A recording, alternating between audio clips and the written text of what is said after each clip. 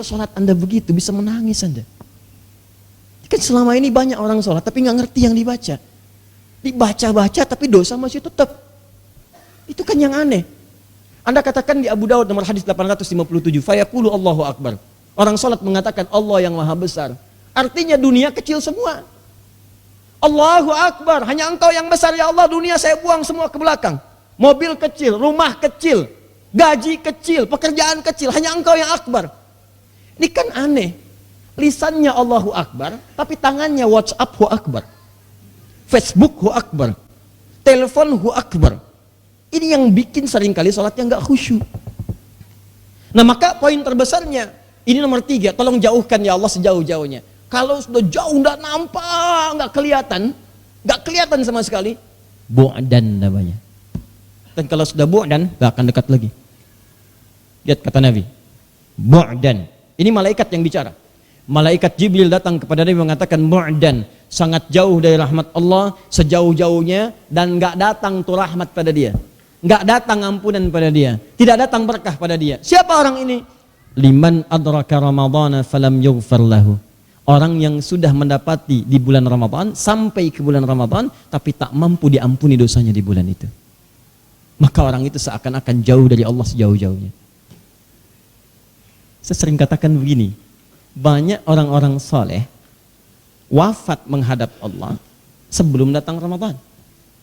Karena boleh jadi menurut Allah cukup bekalnya, sehingga dia tidak mendapatkan kesempatan Ramadan. Dan kita diberikan kesempatan oleh Allah untuk mendapatkan itu saat yang lain merindukannya. Sahabat itu, teman-teman itu sering menangis karena pengen dapat Ramadan. Baru selesai Ramadan dan nangis, ya Allah, kalau perlu ya Allah, kalau bisa setiap hari Ramadan. Mereka pengen Ramadan, wafat nggak dapat. Antum dikasih, nggak dimanfaatkan. Bu'dan kata Jibril. Jauh nih orang, nggak dapat nilai-nilai kebaikan. Apa kata Nabi? Perhatikan kata Nabi. Amin. Kabulkan ya Allah. Biasanya Nabi yang berdoa, malaikat yang amin. Ini malaikat yang doa, Nabi yang amin. Anda bayangkan. Bismillahirrahmanirrahim. Assalamualaikum warahmatullahi wabarakatuh. Alhamdulillah. Wassalatu wassalamu ala Rasulillah wa ala alihi wa sahbihi wa man wala wa ba'd. Saudara-saudariku dan pemirsa Akhir TV dimanapun Anda berada, alhamdulillah kita telah menunaikan salat Isya berjamaah. Semoga salat kita diterima oleh Allah Subhanahu wa taala. Kini saatnya kita masuki bab pembahasan kita dan meneruskan kajian kita yang lalu, bekal untuk persiapan Ramadan.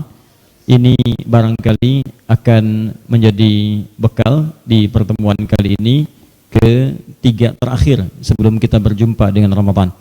Kita masih akan bertemu sekitar 2 sesi di bulan ini. Nanti bulan Mei kita akan bertemu lagi di Ramadan. Karena nanti Kamis pertama di bulan Mei kemungkinan besar saya tidak akan mengajar. Ya, karena nanti tempat ini pun akan dirapikan dulu sebagai persiapan Ramadan, dan depan juga akan dicor sehingga nanti insyaallah Ramadan di depan ini ruangan kita yang sekarang sedang direnovasi atau dibangun perluasan, insyaallah sudah bisa digunakan. Ya, dengan izin Allah Subhanahu wa taala.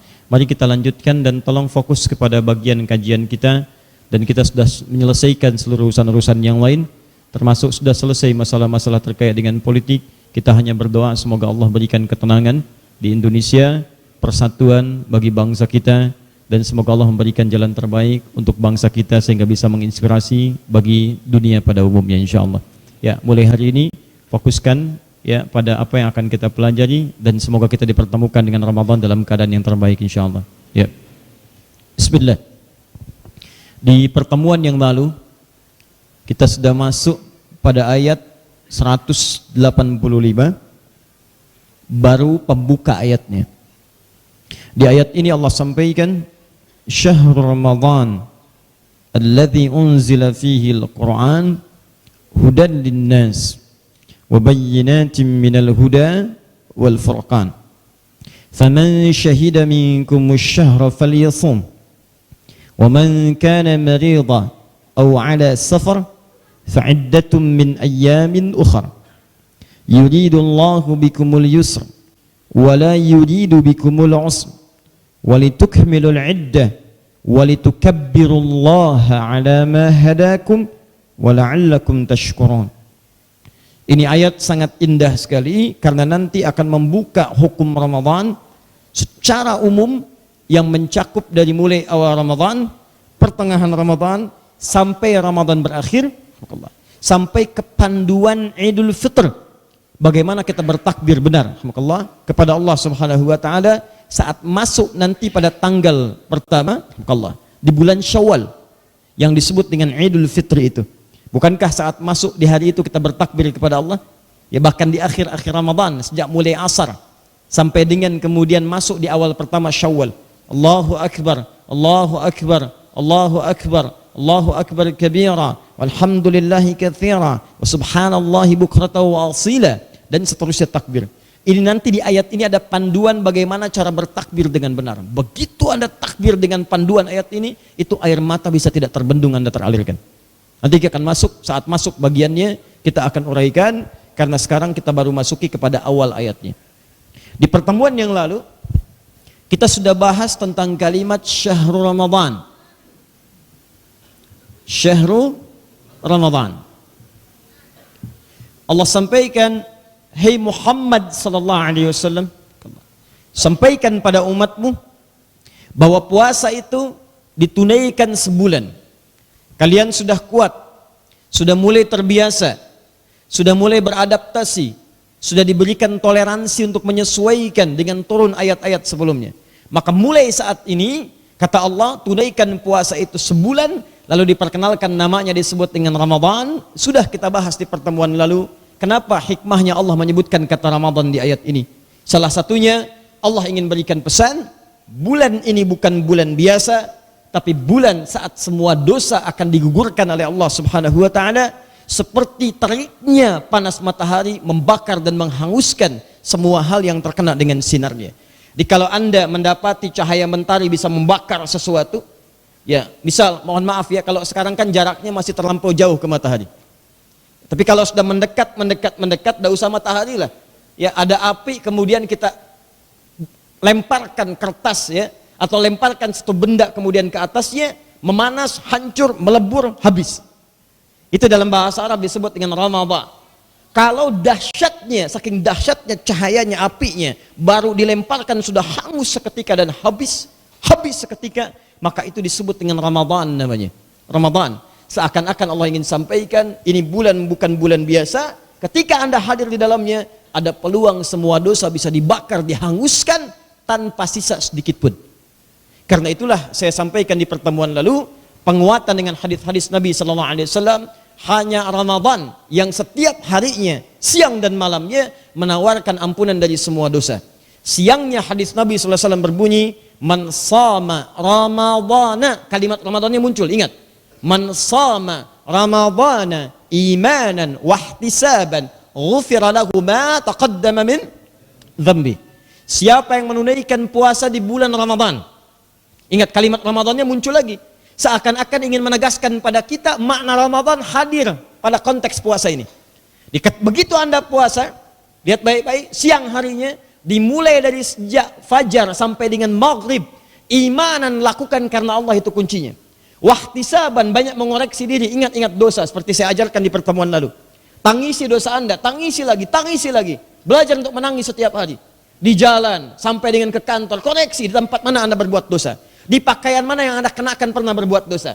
Di pena mana yang Anda pegang pernah berbuat dosa. Di kendaraan mana yang Anda tumpangi pernah berbuat dosa. Istighfari, wahtisaban. Ketika Anda istighfar, maka turun ampunan Allah. Ghufira lahu ma taqaddama min dzambi, dibakar semua dosa. Sampai masuk ke maghrib, malamnya Anda qiyam. Man qama Ramadana, kata Ramadannya muncul lagi. Hadisnya sudah saya sampaikan di pertemuan lalu, sudah Anda tuliskan. Man qama Ramadana imanan wahtisaban, kalimat yang sama. Ghufira lahu ma taqaddama min dzambi. Malam harinya dia bangun, dia tunaikan salat. Di sela-sela rakaatnya dia mohon ampun kepada Allah. Lakukan karena Allah, wahtisaban, dia koreksi dirinya, ikhlas karena Allah. Allahumma innaka afuwun tuhibbul afwa fa'fu anni. Ya Allah, ya Allah, ya Allah, Engkau Maha Pemaaf, penghapus semua dosa. Tuhibbul afwa, Engkau mencintai hambamu yang memohon ampunan.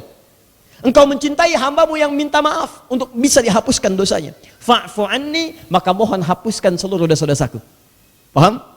Maka itulah sebabnya kalau Anda mendengar kata-kata Ramadan, maka yang penting diingat, sandingkan dengan ingatan itu ada ampunan dosa mengalir di dalamnya. Jadi kalau disebutkan kapan Ramadan tiba, nanya pada Anda, itu kalimat Ramadan dititipkan pada lisan orang tadi untuk memberikan pesan kepada Anda, dosa Anda akan diampuni sebentar lagi. Dikala semua orang itu mendengar kalimat dan melihat, membaca seperti itu, Anda akan senang dengan Ramadan. Anda lihat iklan di TV datang, Ramadan sebentar lagi, Ramadan tuh. Dia cuma nyampaikan aja, tapi Allah menitipkan di lisan orang itu untuk memberi pesan pada kita, sebentar lagi dosa Anda akan diampuni. Sebentar lagi dosa Anda hangus. Sebentar lagi Anda kembali suci dalam kebaikan. Dan itu pilihan jika Anda mau membersihkan diri di hadapan Allah Subhanahu wa taala. Tapi kalau andanya nggak minta ampun, tetap kotor juga. Ramadannya suci, orangnya belum tentu. Tapi Anda diberi pilihan untuk mendekat kepada Allah. Jadi saya sering katakan, kalau Ramadan kali ini belum mampu mengampuni dosa Anda, maka Anda butuh berapa Ramadan lagi untuk bisa bagus di hadapan Allah Subhanahu wa taala. Saya bacakan hadis yang terakhir sebelum sampai kita lanjut kepada kalimat berikutnya. Perhatikan baik-baik. Hadisnya di riwayat Al-Hakim Kitab Al-Mustadrak. Saya berikan tambahan pengetahuan dulu ya di ilmu hadis.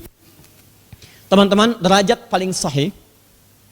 Jadi nanti ada di ilmu hadis itu namanya maratibus sihah. Maratibus sihah, urutan yang paling sahih dalam hadis. Tingkat paling utama. Ya. Yang pertama diriwayatkan oleh siapa? Kalau tidak tahu katakan apa? Allahu a'lam. Baik. Pertama riwayat siapa? Bukan Allahu a'lam, ada periwayatnya ya. Tidak ada perawi hadis namanya wallahu a'lam ya.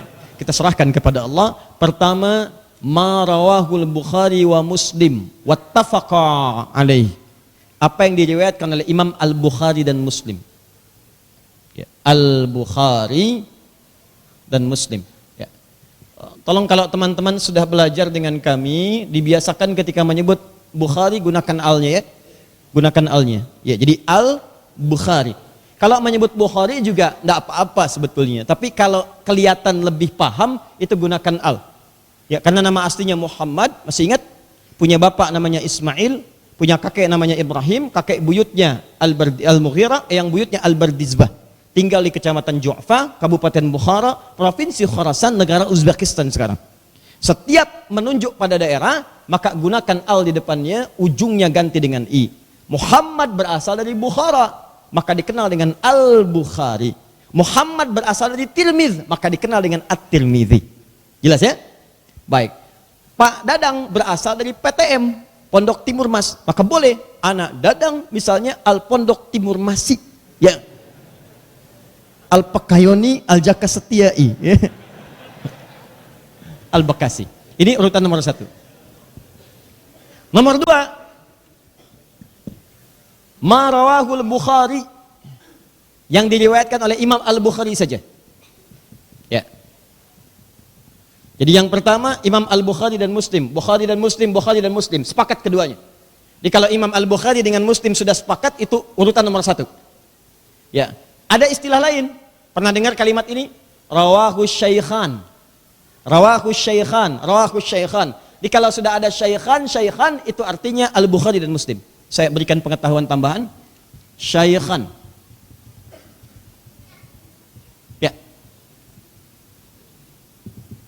Syaikhan, rawahu syaikhan. Ini. Di syaikh itu di Arab itu bisa menunjukkan 2 makna paling sedikit. Yang pertama, menunjuk pada sosok yang dihormati dengan kadar keilmuannya. Walaupun dia masih muda, 20 tahun, 25 tahun, tapi dipandang punya ilmu, maka orang Arab akan memanggilnya dengan syekh. Syekh, syekh, syekh. Menunjuk penghormatan pada kadar keilmuannya. Paham? Yang kedua, menunjuk pada kematangan usia. Kalau sudah sepuh, walaupun ilmunya standar, tapi pengalaman hidup banyak, maka dipanggil dengan syekh. Syekh, syekh, ya syekh, ya, aina tadhhab. Ini menunjukkan itu ada orang kalau bukan dihormati karena pengetahuan yang dia dapatkan, atau ingin penghormatan tertentu, atau menunjukkan orang itu sudah dianggap senior, sepuh. Jelas ya?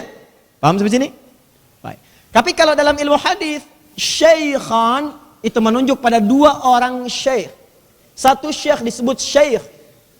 Jelas? Dua disebut syaikhan. Tiga atau lebih disebut dengan syuyukh. Jamak dari ini semua disebut dengan masyayikh. Masyayikh kumpulan para syekh. Paham? Antum pernah dengar istilah masyayikh?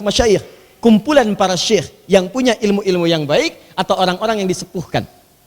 Kalau dua orang di ilmu hadis, syekh satu, syaikhan dua, artinya Bukhari dan Muslim. Al-Bukhari dan Muslim. Imam Al-Bukhari dan Imam Muslim.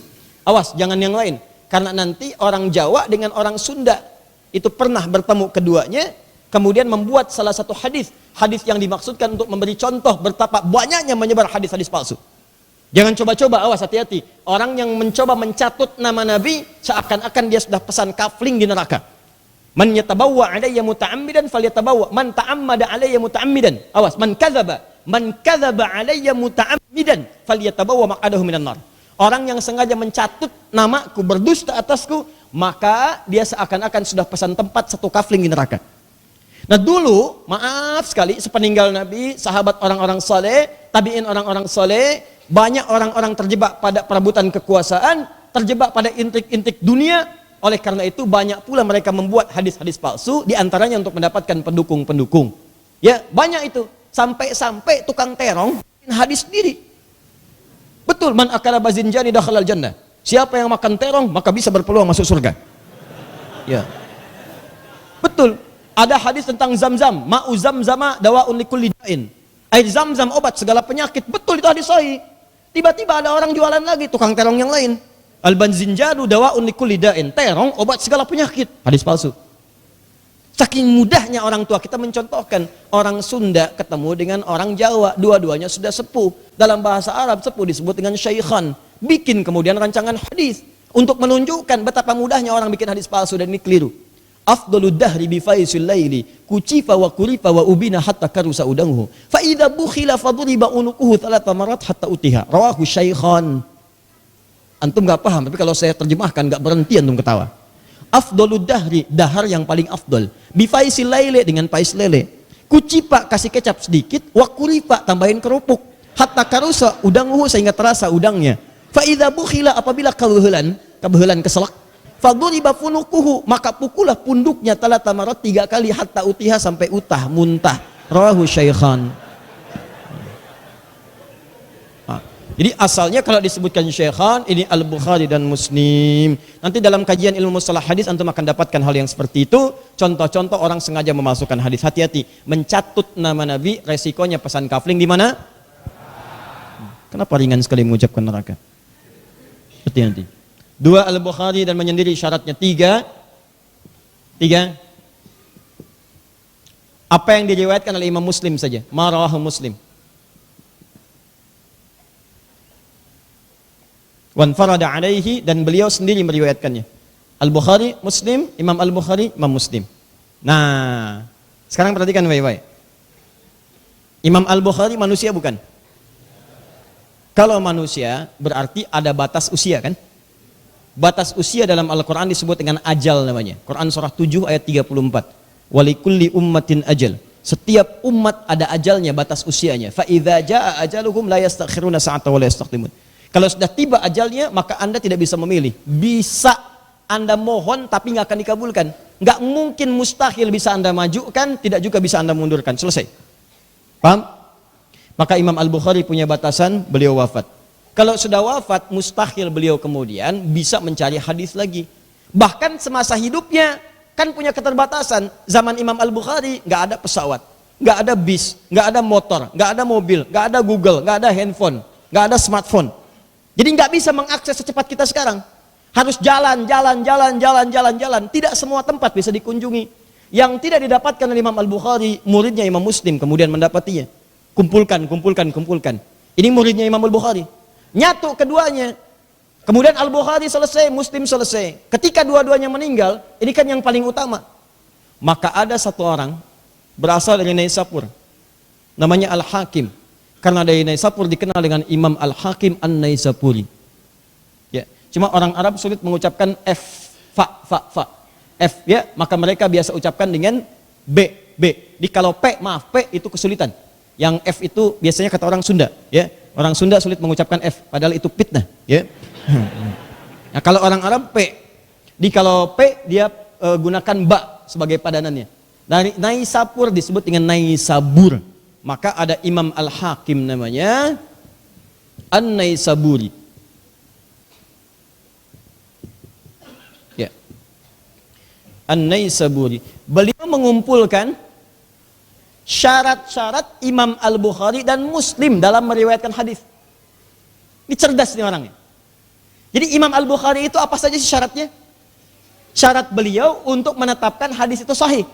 1, 2, 3, 4, 5 kualifikasinya dikeluarkan. Imam Muslim syaratnya apa saja? Kualifikasinya dikeluarkan. Setelah tahu syarat Imam Al-Bukhari dan Muslim digabungkan jadi satu. Ada sekian syarat.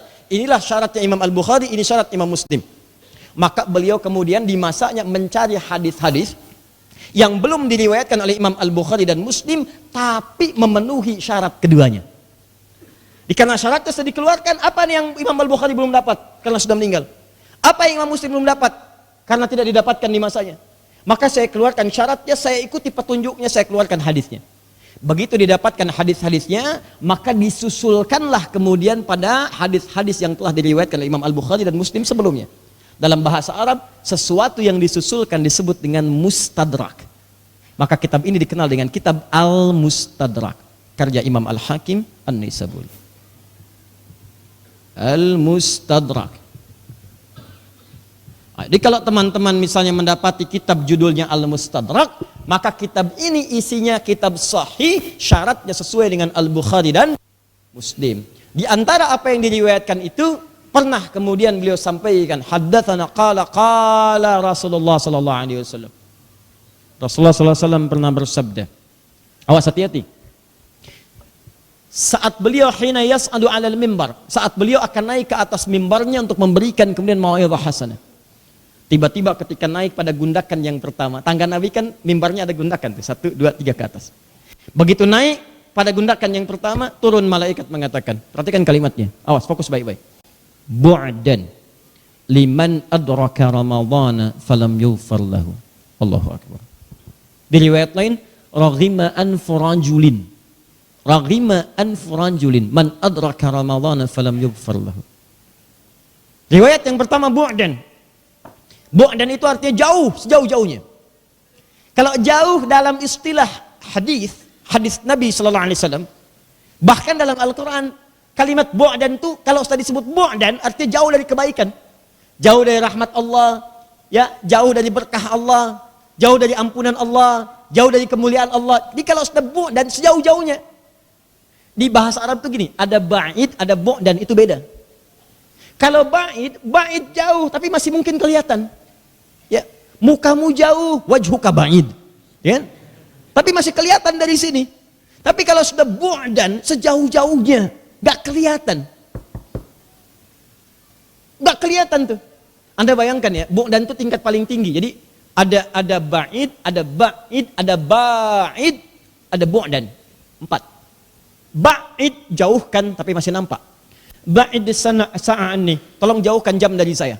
Tapi saya masih lihat. Masih lihat. Saya robah. Misalnya as-sa'a ba'ida anni. Jamnya jauh dari saya, ba'id. Jauh, lebih jauh dari yang tadi tapi masih nampak.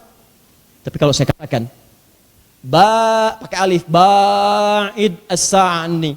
Tolong jauhkan jam itu sejauh-jauhnya dari saya nggak pengen lihat lagi. Saya nggak pengen lihat lagi. Jadi masih ada, pengen dijauhkan, nggak pengen lihat lagi. Ya, sama persis dengan Anda gini. Anda punya dosa, punya banyak salah. Anda pengen jauhkan diri Anda dengan kesalahan itu. Nggak pengen lihat lagi sejauh-jauhnya. Kalau bisa nggak usah ketemu seperti timur dengan barat. Maka Anda katakan, Allahumma ba'id baini wa baina khatayaya kama ba'adta bainal masyriqi wal maghrib. Pakai alif, ba'id dalam salat. Ya Allah, hamba mohon ya Allah. Kalau hamba meninggal dalam salat ini sekarang ya Allah, makanya kata Nabi, sallu salatan muwadda'. Salatlah kalian seperti halnya kalian menjadikan salat itu terakhir bagi kalian. Seakan-akan kalian akan wafat dalam salat itu. Itu isyarat di Quran surah kedua ayat ke-46. Alladzina yadhunnuna annahum mulaqu rabbihim wa annahum ilaihi raji'un.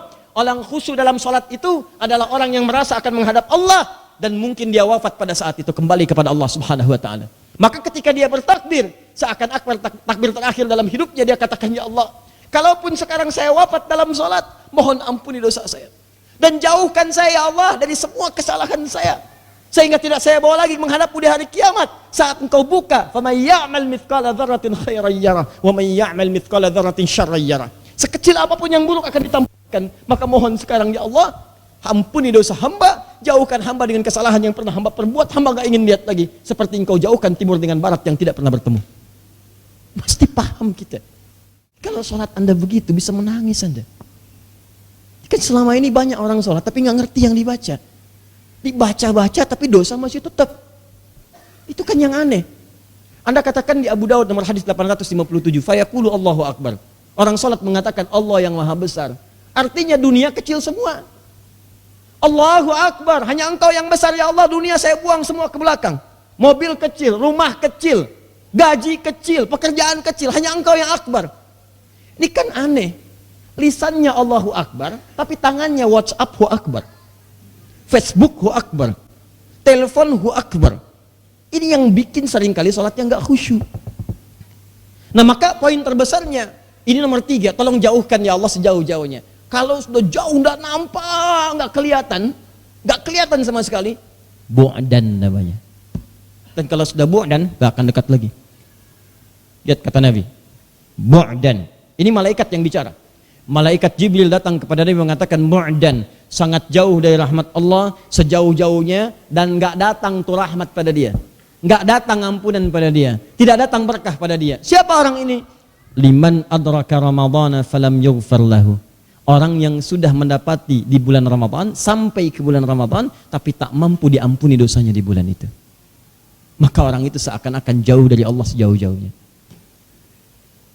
Saya sering katakan begini, banyak orang-orang soleh wafat menghadap Allah sebelum datang Ramadan. Karena boleh jadi menurut Allah cukup bekalnya, sehingga dia tidak mendapatkan kesempatan Ramadan.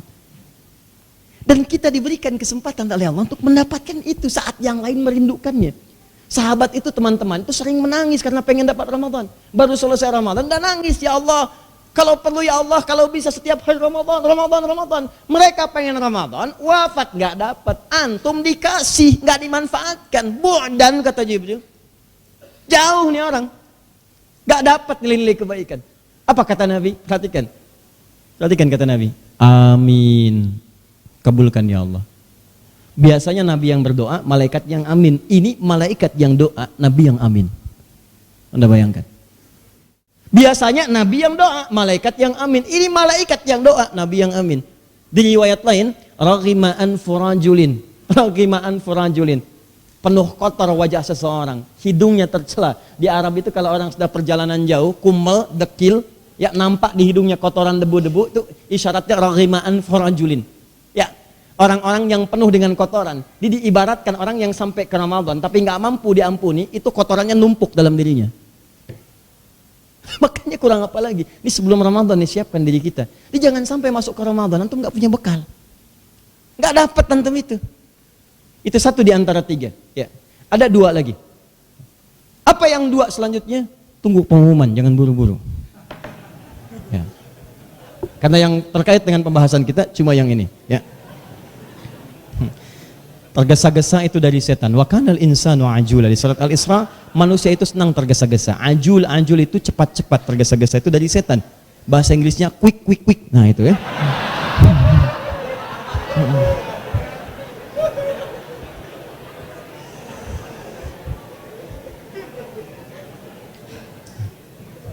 Sudah. Orangnya sudah enggak ada. Teruskan. Jadi kalau sudah disampaikan syahrul Ramadan, bayangkannya gini, 2. 1, ada ampunan dari semua dosa. Yang kedua, kalau nggak diampuni, antum kotor di hadapan Allah. Malaikat nggak suka lihat antum. Hati-hati, karena yang datang malaikat dan Nabi mengaminkan itu. Jadi jangan sampai kita mendapati Ramadan tapi tidak mendapatkan peluang itu. Semoga kita mendapati peluang yang terbaik dari Allah Subhanahu wa taala. Teruskan. Lalu setelah ini kita dapatkan turunannya adalah ketika disebutkan Ramadan, kaitannya dengan ayat 183, masih ingat? Ya ayyuhalladzina amanu kutiba alaikumus syiyam, kan? Kama kutiba alal ladzina min qablikum la'allakum tattaqun. Ya Allah, ya, kapan puasanya? Bagaimana caranya? Turun 184, ayyaman ma'dudat. Di ayyaman ma'dudat ditafsirkan dengan syahr, bulannya Ramadan, kaitannya dengan puasa. Maka di pertemuan lalu saya telah bahas aktivitas Nabi yang pertama saat datang Ramadan adalah puasa. Ini sudah saya selesaikan. Yang kedua, ingat, jadi ayat syahrul Ramadan pertama untuk menegaskan waktu puasa ditunaikan, yaitu bulan Ramadan. Tapi di balik ini ada hikmah penyebutan Ramadan menunjuk pada peluang diampuni semua dosa-dosa, dibakar dan statusnya bisa naik bersih di hadapan Allah Subhanahu wa taala. Paham? Dua, alladzi unzila fihi al-Qur'an. Alladzi unzila fihi al-Qur'an. Allahu akbar. Insyaallah. Ya. Bisa saja Allah berfirman begini. Ya, ini di luar Quran, supaya bisa kita bedakan bagaimana keindahan Al-Qur'an. Bisa saja dalam kalimat yang utuh di bahasa Arab, maknanya utuh. Bisa Allah katakan syahr Ramadan. Awas, hati-hati. Selesai sampai situ. Faman syahida minkumus syahra falyasum. Selesai. Puasanya nanti di Ramadan ya. Kalau sudah kalian tahu awal masuknya, nampak hilalnya, ketahuan awalnya, sudah mulai puasa.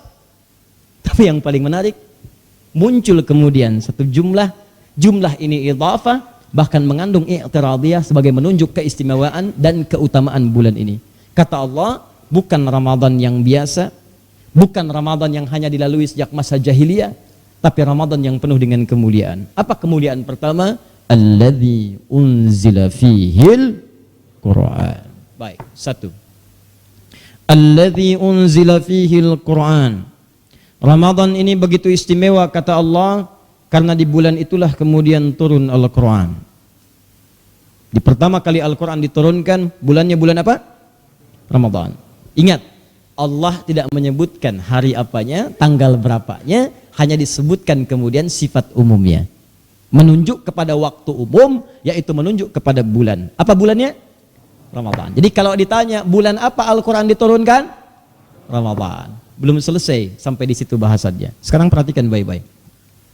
Ketika Allah menyebutkan turun Al-Quran, redaksinya menggunakan bentuk pasif pada formulasi anzala yunzilu, unzila.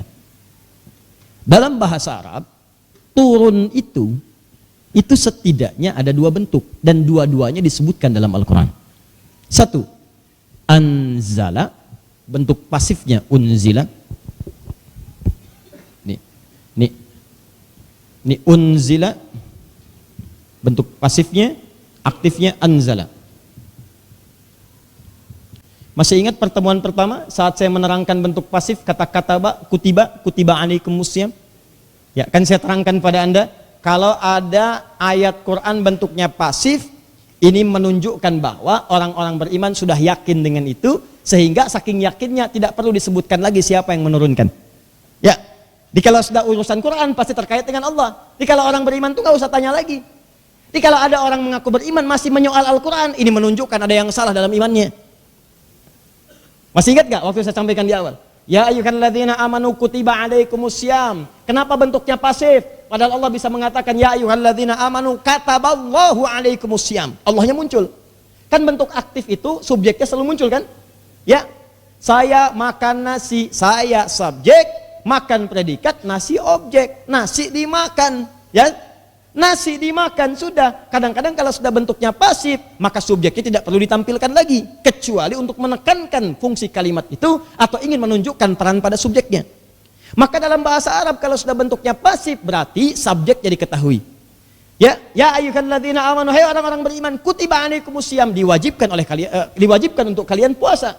Jangan tanya siapa yang mewajibkan, karena orang beriman sudah pasti paham semua kewajiban datangnya dari siapa?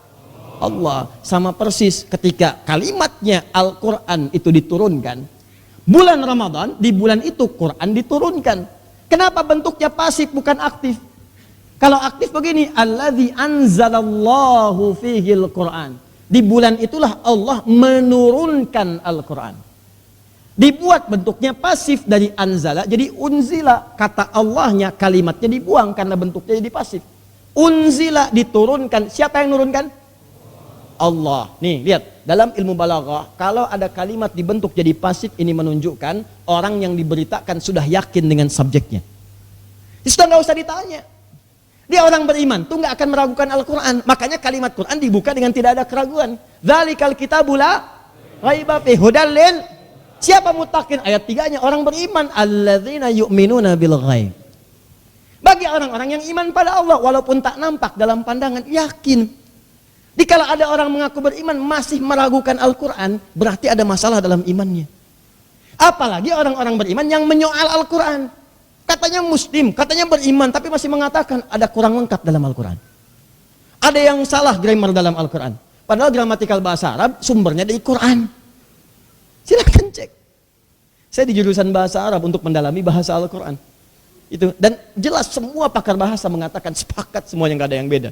Itu sumber gramatikal bahasa Arab semua bersumber dari Al-Quran. Dan hadis-hadis Nabi SAW yang fasih. Itu sepakat semua ulama. Jadi kalau sekarang ada yang ngotak-atik Quran, ada yang ragu dengan isinya, kata Allah warisan 1:2, tiba-tiba muncul golongan mengatakan, ini persamaan gender, nggak bisa begini. Laki-laki 1, perempuan 1, baru sebanding. Ini menunjukkan ada masalah dalam imannya. Makanya orang-orang seperti ini, silahkan Anda cek, demi Allah saya katakan, silahkan Anda cek. Orang ini pasti jauh dari Allah. Lihat sholat nggak? Lihat mereka, bangun malam nggak? Baca Quran nggak? Lihat. Nampak kehidupan, makanya perkataannya aneh-aneh. Hargailah hak LGBT. Menggelamkan. Ya, paham? Kita doakan semoga Allah memberikan hidayah dan kekuatan. Nah, sekarang perhatikan. Ada yang kedua. Kalau yang ini anzala yunzilu, unzila, yang kedua nazzala yunazzilu. Nazzala yunazzilu tanzilan. Buka Quran surah ketiga, ayat ketiga. Ya, karena sudah selesai kita pindah ke 3, ya. Kenapa? Alif lam mim. Allahu la ilaha illa huwal hayyul qayyum. Ayat 3-nya nazzala 'alaikal kitaba bil haqq musaddiqan lima baina yadayhi wa anzalat taurata wal injil. Perhatikan baik-baik. Di situ ada nazzala dipertemukan dengan anzala. 1 pakai nazzala, 2 pakai anzala. Apa bedanya? Kalau disebutkan anzala, hamzah depannya, nun, zai, lam. Ini menunjukkan turunnya sekaligus. Sekaligus. Jadi tidak bertahap, sekaligus saja turun sampai. Ya, Anda kalau dari lift itu turun lantai ke-20 menuju ke lantai 1 paling bawah misalnya, turun langsung, nggak mampir-mampir, itu anzala, turun. Tapi kalau turunnya mampir dulu, ciling 20, 19 ada yang masuk, ting 18 ada yang masuk, terus sampai ke lantai paling bawah. Ya, ini disebut dengan nazzala, turunnya, sesuatu yang bertahap. Ya, bertahap. Jadi saya mau katakan kalau anzala itu artinya turunnya sekaligus tanpa tahapan, tidak ada proses kemudian dalam waktu turunnya. Tapi kalau nazzala yunazzilu tanzilan, maka diturunkannya tidak sekaligus tapi bertahap turunnya. Jelas sampai sini? Nah, sekarang perhatikan ke Ali Imran dulu ayat ketiga. Ketika Allah menyebutkan Taurat dan Injil, kalimatnya menggunakan anzala. Ketika Allah mengatakan kemudian Alkitab, yakni Al-Quran di sini, maka disebutkan dengan kalimatnya kemudian nazzala. Nazzala alaikal kitab. Muhammad, Allah turunkan kepadamu Al-Quran secara bertahap. Beda dengan Taurat dan Injil. Wa anzalat Taurat wal Injil. Sedangkan Taurat dan Injil diturunkan sekaligus. Silakan lihat. Nabi Musa menerima 10 perintah Tuhan, 10 commandment. Langsung 10-10-nya. Nggak pernah dicicil. Datang kemudian ke Bukit Tursina, begitu datang ke sana, datang bawa wahyu. Allah telah turunkan kepada saya di Bukit Tursina. Wattini Waktu di sini, tur sini. Naik kemudian ke sana, turun, bawa semua perintah Tuhan. Ada berapa? 10 perintah Allah dalam lauh. Sampaikan. 1, begini. 2, begini. 1, kerjakan salat, sembah Allah, esakkan Allah, jangan berzina. Terus sampai dengan ke bawahnya. Jangan membunuh, jangan mabuk, sampai selesai 10-10-nya. Rinci, selesai. Nabi Isa dapat Injil sekaligus. Nggak ada tahapan-tahapan. Makanya nggak pernah ada sejarah mengatakan hari ini turun 1 ayat pada Nabi Isa, besok turun lagi. Tidak, semua turun sekaligus perintah-perintahnya, karena meneruskan risalah-risalah yang sebelumnya. Tapi perhatikan, Nabi Muhammad tidak. Begitu diturunkan pada Nabi Muhammad, alaika, kaknya ke Nabi, langsung. Di begitu menerima, nggak turun 30 juz seketika, 114 surat. Turun pertama kali 5 ayat dulu, naik ke Gua Hira. Begitu naik di atasnya, kemudian datang malaikat menyamar mengatakan kalimatnya, Iqra, ma'ana biqari. Iqra, ma'ana biqari. Lalu, Iqra, bismi rabbikal ladzi khalaq. Muhammad, baca bukan karena engkau nggak pernah sekolah, nggak punya guru untuk membaca. Baca karena Allah yang menciptakan kamu saja begitu mudah. Apalagi membuat kamu bisa mengikuti bacaan. Iqra bismi rabbikal ladzi khalaq. Khalaqal insana min Iqra wa rabbukal alladzi 'allamal insana. 5 ayat dulu, turun lagi, turun lagi, turun lagi sampai sempurna. 30 juz, 114 surah, turun di tempat-tempat tertentu sesuai dengan hikmahnya dari periode Mekah sampai dengan periode hijrah saat ke Madinah, Al-Madinah Al-Munawwarah. Maka kalimatnya menggunakan ka, wa nazzala 'alaika, kepada Muhammad. Tapi di sini perhatikan, saat Allah menurunkan Al-Quran di bulan Ramadan, kalimatnya bukan nazzala tapi anzala, dan bentuk pasifnya unzila. Alaikanya nggak ada di sini. Itulah detilnya bahasa Al-Quran. Detil sekali. Ini kalau bukan firman Allah nggak bisa begini. Apa yang dimaksud di ayat ini? Yang dimaksud di ayat ini bukan turunnya Al-Quran kepada Nabi Muhammad langsung, tapi turunnya Al-Quran dalam tahap yang pertama, dari Lauh Mahfud ke Baitul Izzah. Turun sekaligus. Jadi ada 2 periode turunnya Al-Quran. Pertama, turun dari Lauh Mahfud yang paling tinggi ke Baitul Izzah, langit dunia. Yang kedua, dari situ baru turun secara bertahap kepada Nabi Muhammad SAW. Saat bicara turun secara bertahap, ayatnya mengatakan nazala. Saat bicara turun dari Lauh Mahfud, dahsyat peristiwanya, turun ke Baitul Izzah, 30 juz, kalimatnya menggunakan unzila. Ini kalau bukan dari Allah, mustahil begini kalimatnya. Di Allah ingin katakan, ada peristiwa besar terjadi di bulan Ramadan, tapi nggak disebutkan tanggalnya. Kalau yang turun pada Nabi, ketahuan tanggalnya 17 Ramadan, hari Jumat. Selesai. Turun. Sudah semua orang sepakat. Ya, Nabi terima, kan ketahuan tanggal berapa Nabi di Gua Hira, dalam peristiwa tahanusnya, kapan beliau naik, ketahuan turun pada Nabinya. Tapi yang ini Allah hanya sebutkan Ramadan saja. Ramadan. Dan dahsyatnya 30 juz turun ke Baitul Izzah, langit dunia, untuk disampaikan pada Nabi secara bertahap. Karena Quran ini mukjizat yang paling agung. Saking agungnya melewati setiap masa. Semua mukjizat Nabi selesai dengan wafat Nabinya. Silahkan cek, Nabi Isa apa mukjizatnya? Tangannya bisa mengusap sesuatu dan semua penyakit sembuh. Sesuatu yang diusap, mengusap disebut dengan masaha, yang terusap, ini ngusap disebut dengan masih. Maka beliau disebut dengan Al-Masih, Mesiah. Ya, Mesia diserap ke dalam bahasa-bahasa Latin Messi. Ya, Lionel Messi, ya yang sekarang misalnya ya. Nah, kemarin Barcelona bisa mengalahkan Manchester United 3-0, sebelumnya menang 1. Saya apa? Saya nonton tidak. Ya, saya tahu Ajax kemudian menghancurkan Ronaldo dengan Juventusnya, saya tahu. Ya 2-1. Ya, saya juga tahu kemudian yang terakhir Tottenham menghancurkan Manchester City, saya tahu. Ya, saya tahu juga offset yang terakhir itu operan dari Aguero, sayang dianya offset, saya tahu saya. Ya, nonton? Tidak. Ya, tidak, saya nggak nonton. Saya tahu Liverpool akan ketemu dengan Barcelona. Kemarin Liverpool menang, Masya Allah luar biasa, 3-0. Ya, sebelumnya 1-0, 4-0 bahkan. Ya, luar biasa itu. Dapat 4-1, sebelumnya 2-0, jadi 6-1 skornya. Naik ke atas.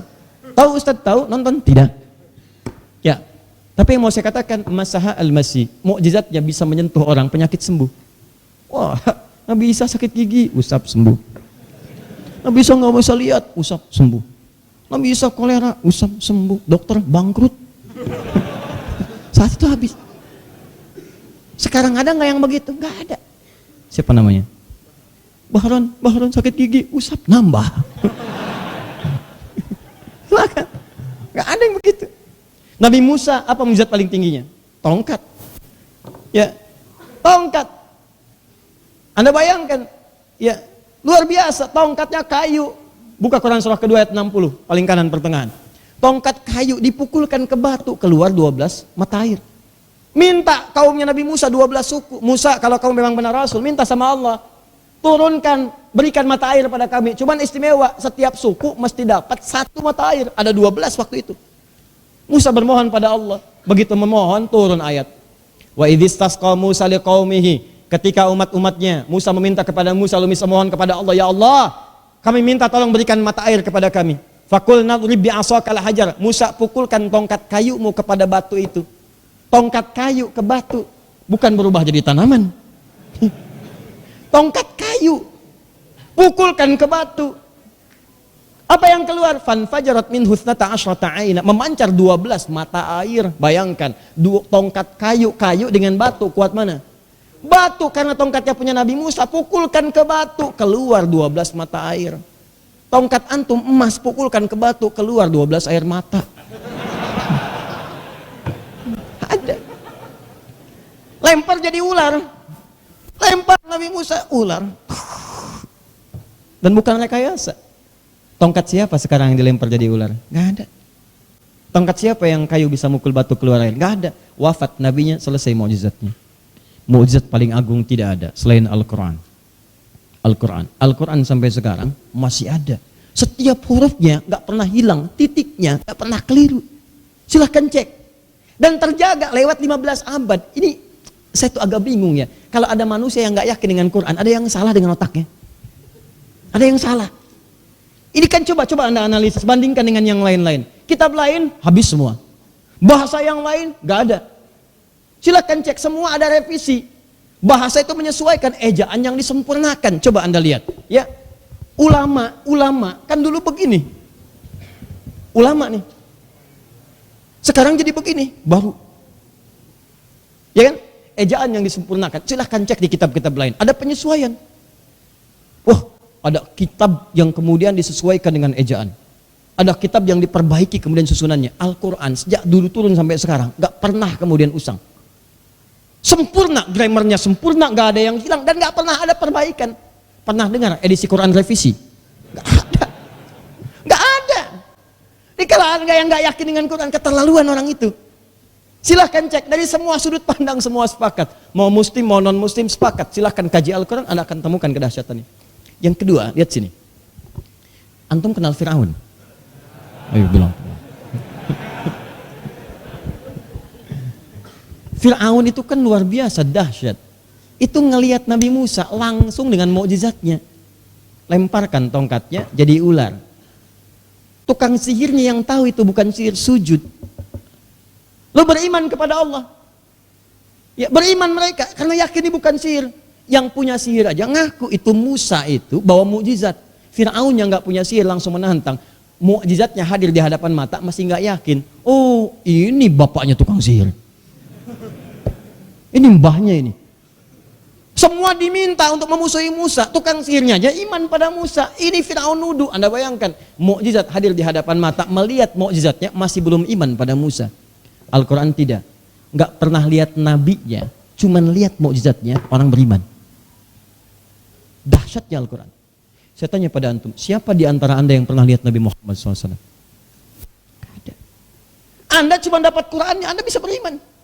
Dan tidak sedikit orang baca Al-Quran masuk Islam. Padahal nggak pernah lihat nabinya. Itulah dahsyatnya Al-Quran. Dahsyat. Dan hebatnya Al-Quran, dimanapun dia turun akan memberikan kedamaian, keberkahan dan manfaat bagi lingkungan sekitarnya.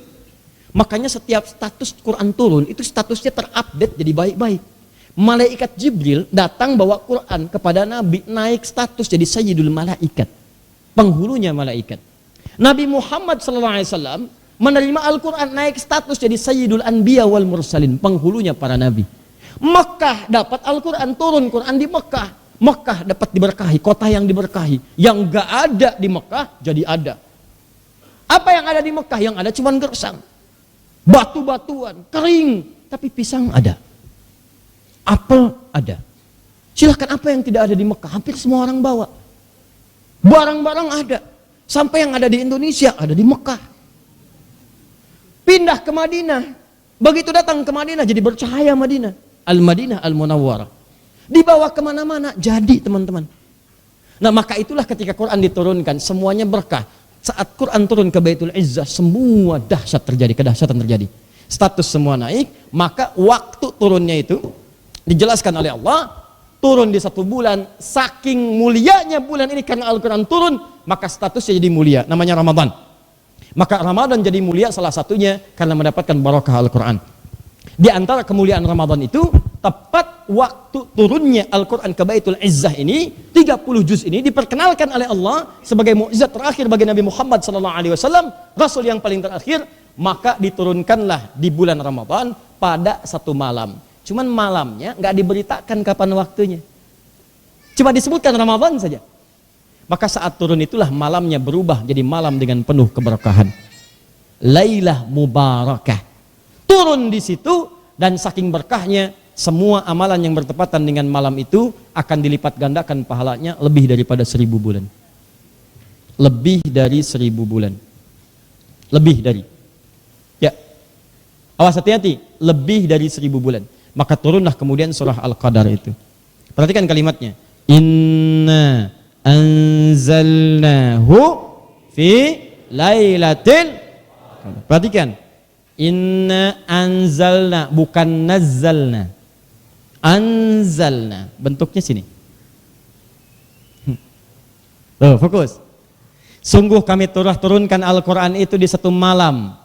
Di malam itu ditetapkan tentang hal yang semua terjadi pada manusia, masalah-masalahnya, solusinya, segalanya.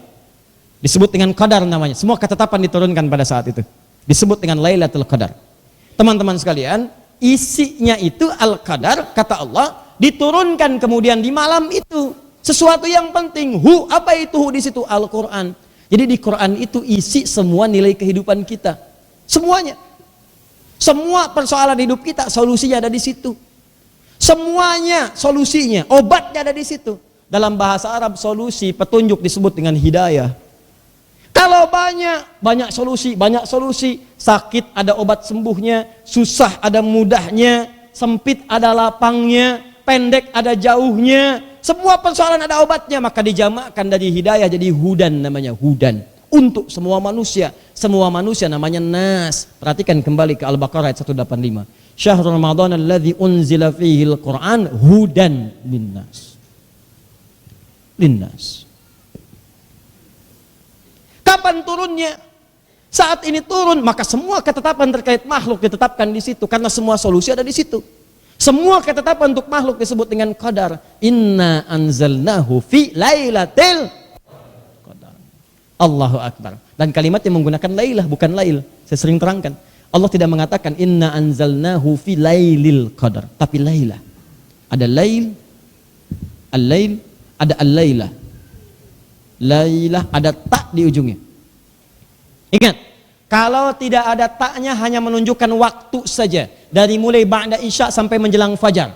Semua waktu ba'da isya sampai menjelang fajar disebut dengan lail namanya, malam. Makanya tahajud disebut dengan kata lail waktunya. Qiyamul lail. Turun Quran surah 17 ayat ke-79. Wa minal laili fatahajjad bi. Dari sebagian malam silahkan ambil, nggak usah semua malamnya. Sebagian pakai istirahat, sebagiannya lagi bangun. Di al-lail menunjukkan waktunya dari ba'da isya menjelang ke subuh. Al-lail.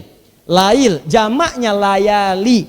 Sifatnya lili, lela, leli, lala. Ibu leli, ibu malam-malam. Lail.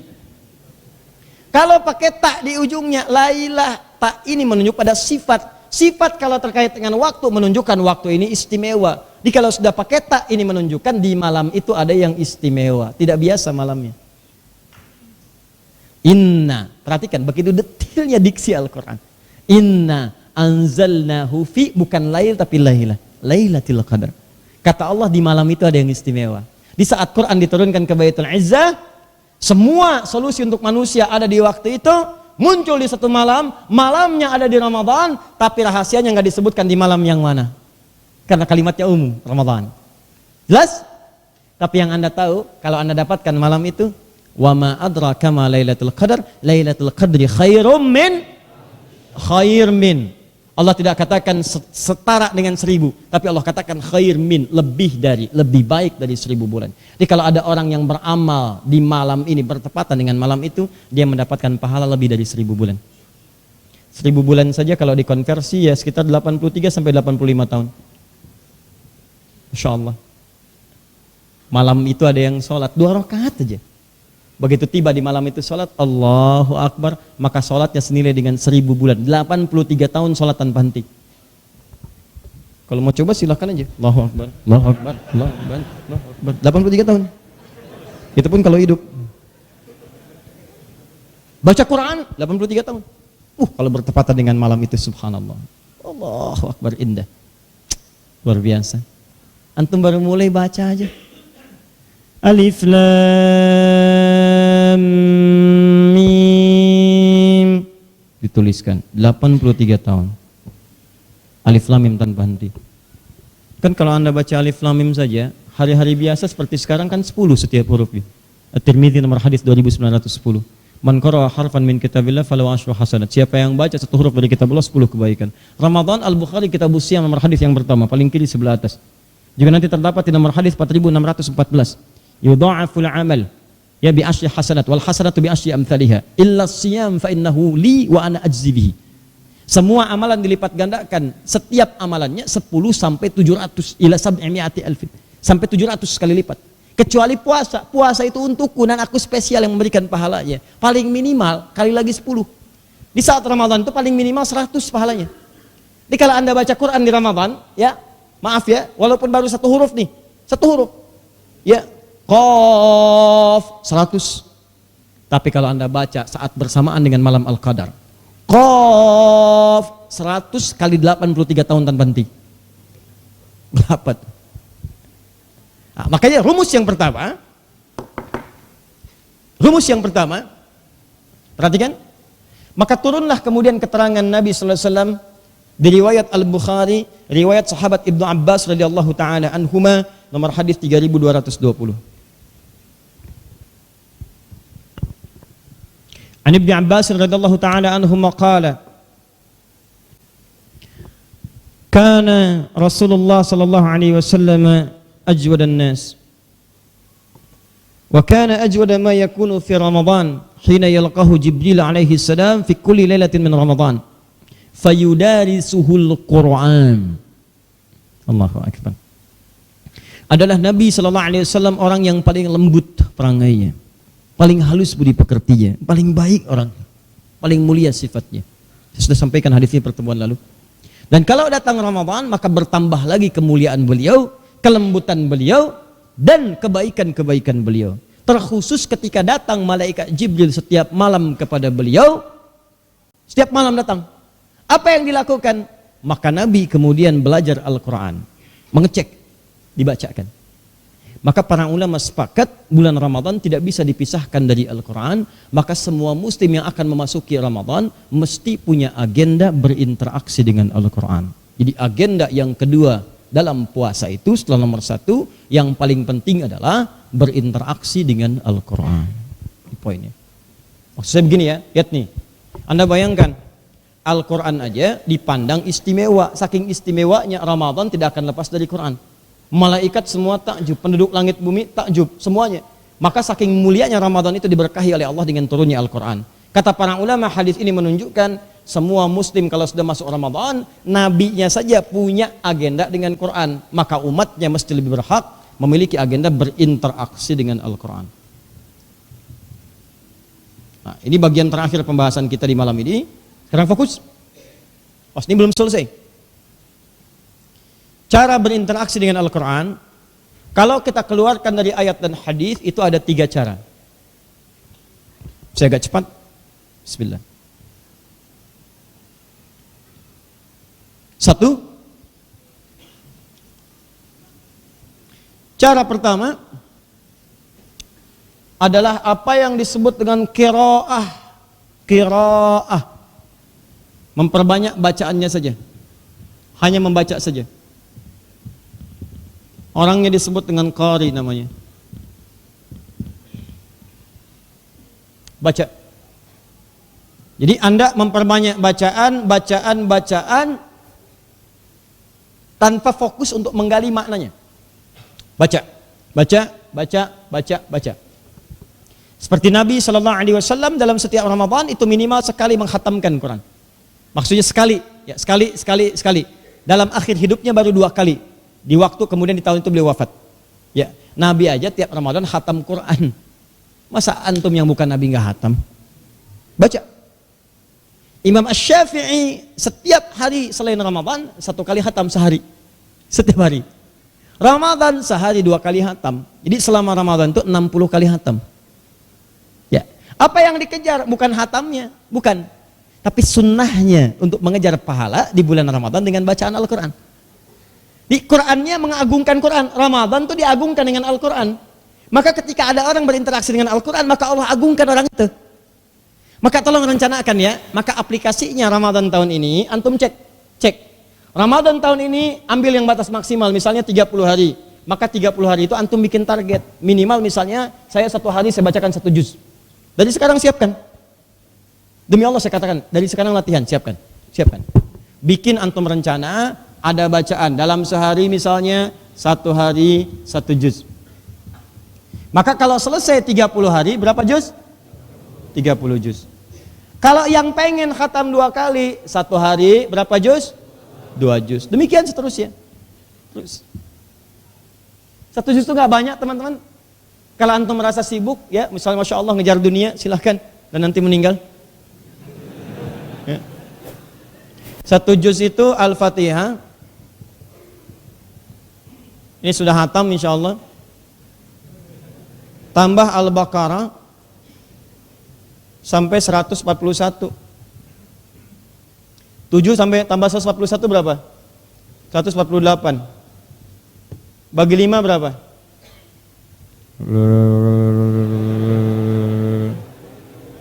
Berapa? Hah? 28. Ambillah yang paling cepat ya, dengan mengabaikan Al-Fatihahnya karena sudah hafal, ambillah 28. Ya. Sekarang perhatikan baik-baik. 28 bagi 2 berapa? Cepet banget. 28. Nah, berapakah 28 dibagi berapakah menghasilkan 14? Nah, 28 dibagi 2 hasilnya 14. Hah? Apa yang salah? 14. Ustadz, kenapa rumus ini? Nih, kalau per hari 1 juz, antum gak mau capek, cara baginya bagi 5 waktu sholat. Itu caranya. Subuh, zuhur, asar, maghrib, isya. Rumusnya 24, 4, 3, 4. Maka subuh 28 ayat. Zuhur 28 ayat. Sampai dengan ke isya. Kalau nggak mau capek lagi, bagi 2 lagi. 14. Sebelum subuh, setelah subuh. Bukankah kalau Ramadan antum bangunnya sebelum subuh? Nggak ada Ramadan orang bangun setelah subuh. Hampir nggak ada. Kalau nggak menderita dia. Lihat jam lagi. Demi Allah saya katakan, orang rata-rata bangun pasti sebelum subuh. Pasti itu. Sahur ya. Waduh, imsak belum. Masih lama. Ya. Tuh, sahur. Maka setelah sahur duduk, baca Quran, istighfar. 14 ayat. Banyak apa sih 14 ayat? Berapa menit sih? Silahkan cek. 1 ayat kan nggak ada 5 menit. 1 ayat aja 1 menit itu nggak ada. Alif lam mim berapa detik? 14 ayat paling lama tuh 5 menit paling. Baca. Apa antum nggak punya 5 menit untuk urusan akhirat Anda? Yang 1 hurufnya minimal 100. Apa Anda nggak punya waktu untuk akhirat? Allah. Dunia Anda bisa bekerja sampai bersin. Kenapa urusan akhirat tidak Anda maksimalkan? Tuh. Nih 14 ayat. Ba'da subuh 14 ayat. Ustadz saya harus langsung berangkat aja. Apa nggak bisa di mobil sambil tilawah? Apa nggak bisa di MRT sambil tilawah? Apa nggak bisa di Grab sambil baca Quran? Kalau perlu dakwah itu tukang Grabnya, setel ayatnya. Kan di Grab itu daripada ngobrol nggak benar, udah buka handphone nyalain Quran. Iya. Apa kabar Pak? Anin nabail azim. Sudah, dengerin aja, biarin di situ. Nikmat. Masya Allah Pak ya, Bapak lekat dengan Al-Quran. Bukan Mas, saya dekat dengan handphone. Cuman handphone saya isinya Quran. Pakai Mas, itu obat dari ketenangan. Daripada Anda di jalan mengeluh, semua ada di sini. Minimal hati Anda terasa tenang. Iya Pak, bagus ya, tapi saya non muslim Pak. Nggak apa-apa. Quran itu mau muslim mau non muslim akan memberikan kedamaian pada jiwa. Ya, kalau tidak percaya dengarkan. Boleh Pak? Iya, ini saya hadiahkan. Handphone Bapak maksudnya? Bukan. Qurannya. Jelas ya? Nah, ini qiraah. Ayo. Nah, cuma saya mau luruskan, ini sering yang keliru orang. Qiraah itu tidak pernah disebutkan kalimatnya dalam hadis-hadis Nabi, termasuk keterangan ulama, kecuali yang dimaksud bacaan yang benar. Bukan mengejar khatam, tapi bacaan-bacaannya tidak sempurna. Amin. Waalaikumsalam muftihun. Bukan itu maksudnya. Bacakan dengan bacaan-bacaan yang benar, makhrajnya, tajwidnya, madnya, gharib muskilatnya, baca dengan baik. Itu yang lebih disukai, dan pahala orang begitu itu 2 kali lipat dibandingkan dengan orang yang terasa lancar bacanya. 2 kali lipat. Hadisnya apa? At-Tirmidzi nomor hadis 2920. Walladzi yatata'ta wa huwa syaqun 'alaihi. Ya? Falahu ajran. Orang yang berusaha baca Al-Qur'an sampai dia bisa dan terbata-bata dia baca, mengejanya tuh tersendat-sendat. Orang baca alif lam mim, dia baca ingin sempurna alif lam mim. Kata gurunya, Bu, mim mim mim, oh mim. Bu, a bukan a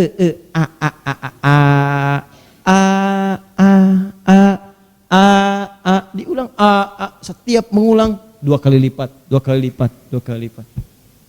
Dapat pahala 2 kali orang lancar. Makanya jangan terjebak. Kadang-kadang saya melihat ada orang tuh mengejar khatamnya.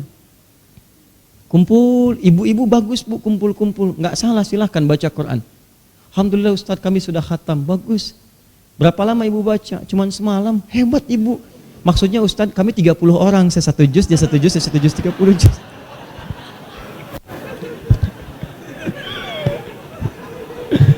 Bismillah baca. Ayo baca sama-sama 1 juz dulu sehari. Jangan buru-buru. Wa kanal insanu ajula. Manusia itu senang buru-buru, senang tergesa-gesa, pengen cepat-cepat. Bahasa Inggrisnya? Tuh. Jangan buru-buru. Nggak apa-apa ada guru datangin, guru datang. Apa? Bapak, ibu kumpul. Ibu-ibu biasanya habis subuh, bapak-bapak habis isya, habis taraweh suka kumpul. Dulu begitu. Kenapa sekarang pada kosong? Ayo kumpul dulu baca. Mudah-mudahan saat baca itu tiba-tiba waktunya wafat, husnul khatimah. Ya, mau begitu? Gak apa-apa, bismillah baca-baca. Pas dapatnya malam Al-Qadar lagi. Anda bisa bayangkan. Ibunya ibu Qadariyah, wafat malam Al-Qadar, baca suratnya surat Al-Qadar pas hari itu. Sempurna tuh. Ya, paham ya? Nah, jadi silahkan bikin agenda dari sekarang. Tolong tuliskan. Ya, agenda saya harus berinteraksi dengan Al-Quran. Saya mohon teman-teman kalau bulan lalu, tahun lalu, Ramadan lalu tidak sempat kita maksimal Al-Quran, sekarang sempatkan. Nah, tahun depan belum tentu hidup, belum tentu dapat. Ya, 2. Ya. Nomor 2 ini harus saya bahas dulu ya supaya sempurna kita. Ini saya hapus dulu. Bismillah. Dah kita selesai dengan segala yang lain. Tinggal kita maksimalkan ibadah kita saja. Ya.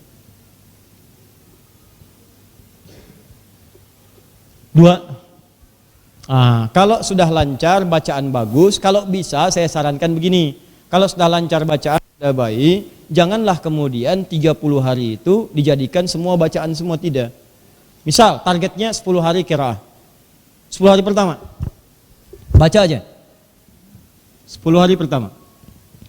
Jadi 1 hari 3 juz ya, 1 hari berapa? 3 juz. Bagi saja, bagi ke waktu-waktu tadi yang saya berikan rumusnya, biar cepat, biar enak ya, biar terasa nyaman, ringan. Kemudian yang kedua ada yang disebut dengan tilawah, namanya tilawah. Nah, ini lebih utama lagi dari yang pertama. Jadi kalau sudah lancar, sudah bagus ini, sudah selesai ini, diselesai sudah beres, maka pindah pada yang kedua disebut dengan tilawah namanya. Tilawah. Ini levelnya lebih tinggi lagi. Kalau yang ini setiap hurufnya dapat 10, Ramadan bisa 100, bertepatan dengan malam Al-Qadar dapat lebih daripada 1000 bulan, maka yang tilawah ditambah lagi 4 kemuliaan. Tambahan dari yang pertama. Orang tilawah itu yang pertama pasti dapat. Karena orang tilawah pasti qiraah. Ya, apa itu tilawah? Tilawah itu baca, paham apa yang dibaca, memahami, mengkajinya. Lu berusaha mengamalkan apa yang dipahami itu. Ya. Nah, ini kalau orang begini dijamin oleh Nabi di hadis Muslim. Kata Nabi, orang tilawah itu minimal akan dapat 4 tambahan dari yang pertama tadi. Yang pertama, nazalat alaihimus sakinah, hatinya lebih tenang. Makanya orang-orang yang baca Al-Quran dengan memahami terjemahan dan maknanya, itu lebih meresap ke jiwanya dibandingkan cuman baca tapi nggak paham isi. Coba antum baca misalnya yang pendek-pendek dulu, Ad-Duha misalnya. Wad-duha wad-daili idza saja. Anda pertama baca saja tanpa terjemah, tanpa tafsir. Yang kedua, baca terjemahannya, baca tafsirnya, maka sentuhan ke hatinya akan lain. Yang kedua itu akan dahsyat. Saya ulang ya, jika Anda memahami sampai ke artinya, sampai ke maknanya, maka sentuhan ke jiwanya akan lain. Lebih dahsyat. Ya. Ini poinnya. Dan yang paling menarik tuh, mohon maaf ya, ini Anda sudah hidup berapa tahun sih? Belasan tahun, puluhan tahun, berapa kali Anda khatam Quran? Dari sekian yang khatam itu, berapa persen yang Anda pahami? Ini persoalan serius. Kan itu kita bawa dalam sholat. Makanya banyak orang sholat sekarang, di zaman sekarang orang sholat tapi nggak ngerti bacaan yang dibaca dalam sholat. Celakanya Al-Quran yang dibaca pun tidak dipahami. Silahkan cek dari bacaan Al-Fatihah tiap hari 17 kali, berapa yang dipahami? Lain. Di satu ada ketenangan, yang kedua rahmat Allah, ghasyiyatuhumur rahmah. Yang ketiga, hafathumul malaikah, dinaungi malaikat. Jadi malaikat tuh kumpul. Saya tuh Masya Allah ya, kalau Anda punya nanti rencana, dan saya sarankan rencanakan ini, coba ambil setiap waktu misal, ya menjelang maghrib, menjelang buka, kumpul dulu semua. Anda bahas dulu lah. 10 hari selesai 30 juz, nah nanti 10 hari lagi buat tilawah. Misal, saya mau tilawah juz 30. Jangan banyak-banyak dulu. Atau nggak usah banyak-banyak, dari Ad-Duha sampai ke An-Nas, baca. Lihat tafsirnya. Tafsir ini bagaimana, Ibnu Katsir bagaimana, ya Al-Maraghi bagaimana, ya Al-Baghawi seperti apa, Al-Baydawi bagaimana. Baca satu-satu maknanya apa. Pahami. Itu akan lain suasananya. Tadabbur. Baca itu. Maka ketika Anda baca ini, kata Nabi, hafathumul malaika. Itu akan dikelilingi oleh malaikat. Di keluarga cuma ada Anda, ada istri, ada anak 2, 4 orang baca. Tapi malaikatnya mungkin 40, 400, 4000. Kalau malaikat sudah di situ menjelang buka, hadir di situ, Anda berdoa sebelum buka, wah itu selesai persoalan Anda. Nanti saat saya masuk kepada fikih itu, saya terangkan kenapa doa puasa itu begitu indah. Dhahabat dhama wabtalatil uruq wa thabatal ajru. Itu baru doa pembuka. Doa pembuka. Ada doa setelah itu. Dan jarang orang baca itu. Kalau Anda bacakan tidak akan ditolak dalilnya. Di Al-Bukhari riwayat Abu Hurairah, "Thalathatun la turaddu da'watuhum." 3 golongan gak akan pernah ditolak doanya, 3 golongan. 1, al-imamul adil, pemimpin yang adil. Yang kedua, as-shaima hatta yuftira, orang puasa sampai menjelang buka. Menjelang buka tuh, bahkan hadis kuncinya mengatakan, ini orang puasa ini luar biasa. Nahan lapar, nahan minum, nahan syahwat karena aku.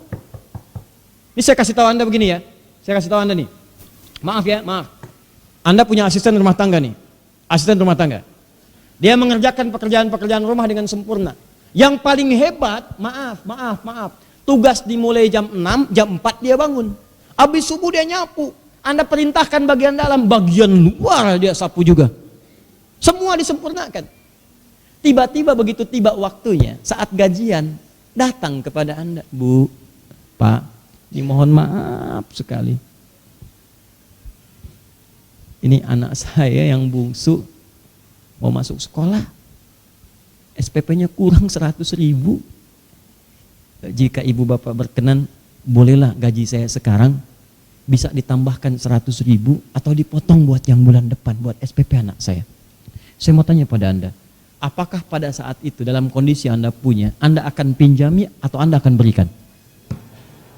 Demi Allah saya katakan, Anda tidak akan pernah berikan 100.000, 500.000 Anda berikan. Nih, sampai berapa lama dia sekolah? Udah sekalian, beresin sampai selesai. Kenapa? Karena itu ditunaikan dengan sempurna. Asisten rumah tangga bantu Anda, sempurna, minta gajian, Anda tambah. Anda itu hamba di hadapan Allah. Ibad. Pembantu aja kita itu, hamba. Hamba ini diperintahkan oleh Allah. Yang lain makan-makan, dia puasa. Yang lain tidur, dia sholat. Yang lain melampiaskan syahwat, dia menahan syahwatnya karena aku, kata Allah. Maka dibalas orang puasa spesial. Pada saat menjelang bukanya diberikan oleh Allah satu kesempatan. Ketika dia berdoa, dia minta, dikabulkan seketika oleh Allah. Di Dhahabat Dhama itu pembuka. Pertanyaannya, doa apa yang dibacakan setelah itu? Nanti kita bahas saat masuk waktunya. Nanti. Ada waktunya, tenang. Jangan tergesa-gesa. Jangan cepat-cepat. Wa kanal insanu ajula. Manusia itu senang cepat-cepat. Ya. Bahasa Inggrisnya? Tilawah, pahami. Jadi baca, pahami. Malaikat kumpul. Kalau sudah malaikat kumpul enak. Antum tadi cuma 4 orang, malaikatnya banyak. Cuma memang sifat malaikat goib, tidak ditampakkan. Yang kalau tampak nggak jadi antum tilawah. Wadduha. Siapa? Malaikat maut.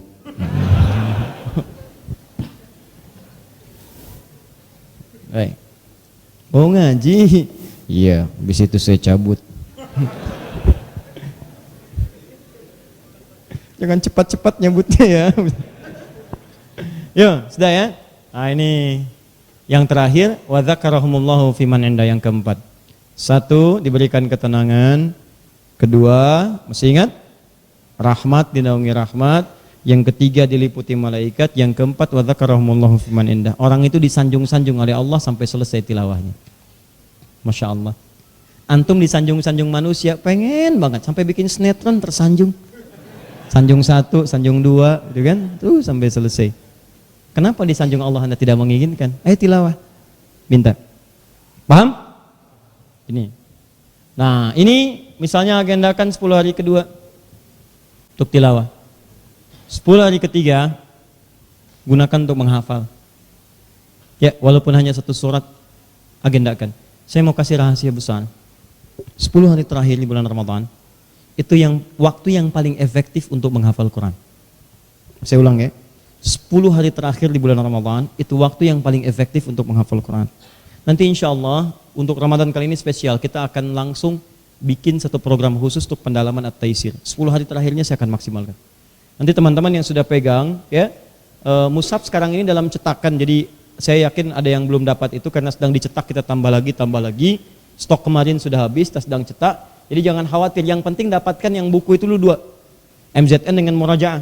Karena itu kuncinya. Mushaf nanti ada aplikasi, kita launchingkan dan nanti mushaf standar bisa dipakai. Karena kita sudah ganti dengan yang Murajaah di situ untuk maksimalnya. Anda nanti setelah dapatkan itu, nanti saat Ramadan di awal pertama kami akan bimbing apa yang dilakukan. Nanti kita akan sampaikan bagaimana menghafalkan Quran 30 hari, 30 juz selama bulan Ramadan. Dan waktu yang paling efektifnya 10 hari terakhir Ramadan. Saatnya itikaf. Karena itikaf ini Anda bisa meninggalkan rumah, meninggalkan pekerjaan, fokus untuk di masjid, dan itu waktu yang paling baik untuk mendapatkan hafalan Quran. Anda mau targetnya 3 juz, mau targetnya juz 30, targetnya 30 juz, targetnya berapa juz? Saya sarankan di 10 hari terakhir tolong pasang target dari sekarang, Anda akan hafal berapa juz. Silahkan. Misal Ramadan tahun ini saya mau 1 juz dulu. Ramadan ini saya mau 2 juz. Ramadan ini saya 3 juz. Kalau saya sarankan bikin target itu yang tinggi, 30 juz misalnya. Bikin target yang tinggi. Ini kalaupun nggak nyampe 30 juz, nyangkutnya jelas. 29 juz, 28 juz, 20 juz, 10 juz. Tapi kalau target Anda rendah, 1 juz. Saya khawatir nyangkutnya nggak terlalu tinggi. Sampai mana Ibu? Alif Lam Mim, Pak.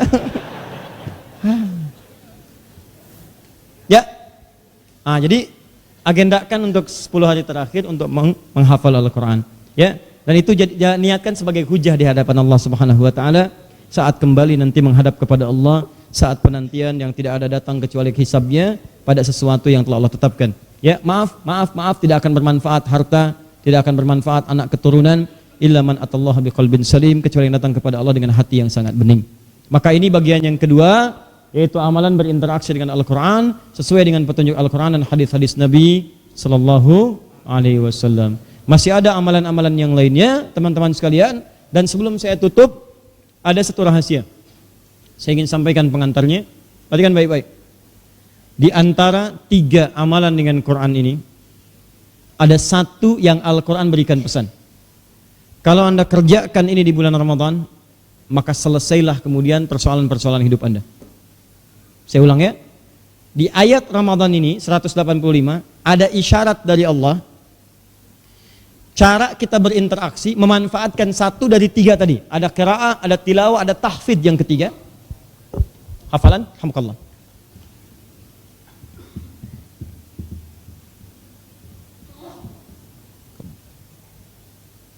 Ada tahfidz yang ketiga. Nah, di antara 3 ini ada bagian dari bagian 3 ini yang kalau Anda kerjakan dengan benar sesuai petunjuk Al-Qur'an, maka Allah akan tuntaskan semua persoalan hidup Anda.